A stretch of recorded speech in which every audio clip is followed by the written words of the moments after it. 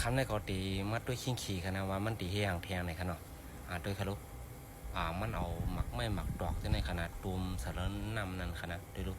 แล้วก็เสิร์ฟขวางในหางของหัวขนาดด้วยลูกเจมิวขนาดตูมไม้ตูมเหลือเที่ยวในขนาดแล้วก็ตักเสิร์ฟเนื้อปุ้งมันตีแหงหัวขนาดแล้วก็เอาเล็กกับหุ้มไผ่เตียงหูกันนะขนาดมันตีแหงขนาดมันตีเฮ็ดปุ๋ยอะไรมันใช่หรอในขนาดตัวลายมันขนาดแล้วก็มันเอากอกน้ำมาใส่ขนาดนั่น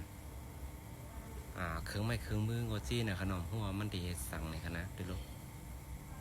ต้องเหลืองต้องเหลียงมาเก็บต้องเหลืองขนาดเนี่ยมันงักมันเดียของหัวขนาดด้วยลูกเครื่องมือก็จี้ดีนะเนาะอย่างยิงของหัวขนาดด้วยลูกเสร็จก้าวใส่อย่างหัวด้วยลูก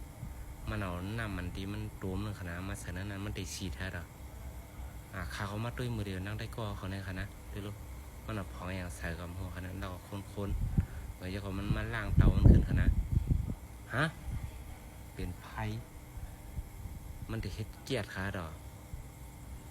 เอฟตีเฮ็ดเกียดขนาดด้วยลูกมันมาใส่ตีเกียงแม่นะคะมันเฮ็ดเกียดเนี่ยขนาดเพิ่นเขาว่าเฮ็ดเกียดในนั้นขนาดด้วยลูกตรงไพ่หุงไพ่อะไรขนาดน้ำมันก็ไม่หมักดอกในปุ่นน้องมีเกียดในค่ะด้วยลายมันขนาดมีเกียดเด็กค่ะนะ